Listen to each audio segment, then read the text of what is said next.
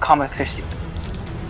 No Harry Potter movie is good. And you're like, give me the Snyder Cut. Oh, sorry, just walk in front of you here. Gonna put my popcorn down. Oh, sorry, gotta put this here. Universal needs to sue Sony. Hey, I'm an idiot. I was fired from Fox. Let me go. I'd like actually to see Venom just crush Spider-Man. Okay, so I'm here, and so this is the thing. This is going to be part news, but mostly me getting angry at stupid people. And I will be doing it because I can, I guess. I don't know. Anyhow, let's get back. So today there was news that Spider-Man 3 would be including Doctor Strange, Benedict Cumberbatch, reprising his role. Immediately, the internet jumped to the obvious conclusion, obviously, that this would have to do with the fallout of WandaVision and will be heavily related to the multiverse. We also know the story of Jamie Foxx's Electro being in this movie, so it all kind of fit, right? But the internet started jumping to two things. They started jumping to Kevin Feige's comments in July saying that they're completely, that they aged awfully and that they were not very good comments. And so I'm just going to come back to those comments because I guess I can. And the reason I'm going to kind of come back to these comments is because, of course, it's important to talk about. I'm not going to go back to those comments because I can't find them. So anyways, back to the point. So they started jumping to the conclusion that this won't be that this won't be a Spider-Man story. This is going to just be another MCU big blockbuster where Doctor Strange is like the lead and it's not Spider-Man's story and yada yada yada because Doctor Strange is in the movie. And then I also needed to point out the fact that then people started pointing out the fact, saying things like, oh, well, this is just going to, emphasize fatigue because the kind of concept of people, they're gonna use the multiverse to essentially undo the whole revelation about Spider-Man's identity plot that they ended with Far From Home with. And people were like, well, look at that. They can't even go a whole story. They can't even do a story where they change their characters.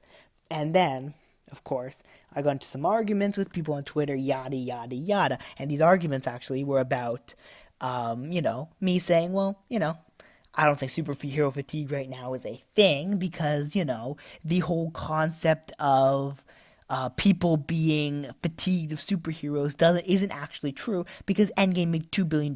Captain Marvel made $1.12 billion. Far From Home made $1.13 billion.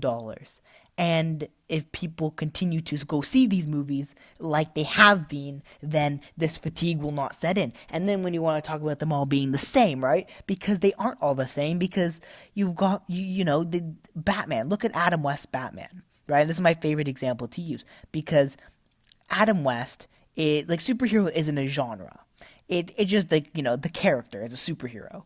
And superhero movies can adapt, right? So if you look at Adam West, Batman and the Nolan trilogy Batman, they're very different characters. They're fundamentally different characters. Adam West is a much more humorous, focused on humor Batman, while, the Nolan trilogy is a much more down-to-earth, serious kind of take on Batman, which is a lot more gruesome and a lot more kind of what people wanted to see with the realism aspect. And, that character has evolved, right, from that Adam West kind of funny thing to the dark, gritty, realistic Nolan thing, which is what people want, right? Because it's the difference. The times have changed to the point where people want that again. They want this kind of Batman rather than the Adam West. And that's why, if Batman can do that, then why can't the MCU as a franchise?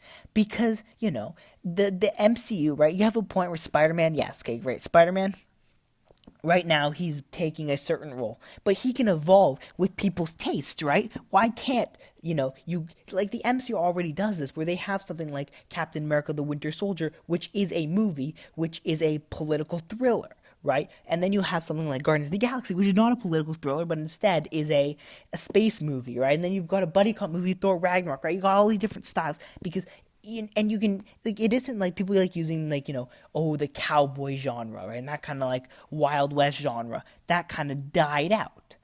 But the thing was that was a genre. Superheroes isn't a genre that can die out, right? Cowboy movies were just going to be cowboy movies no matter what you did, right? Though that was the fundamental concept of that movie.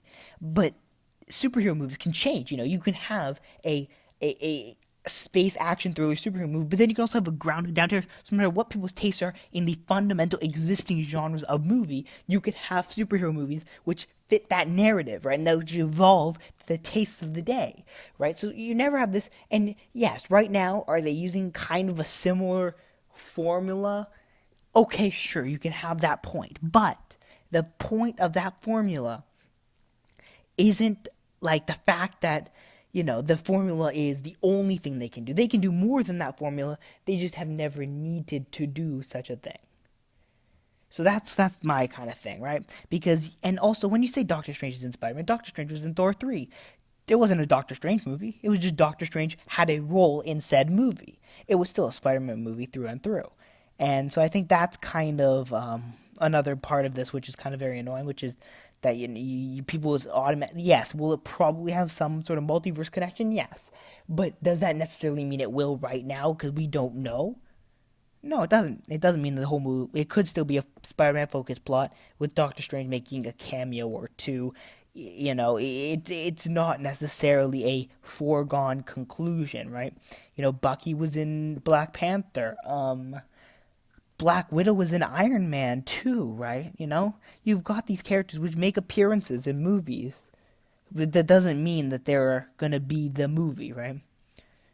So yeah, that's kind of my mini rant thing. So let me know what you think down below about all this stuff. Do you think superhero fatigue is real?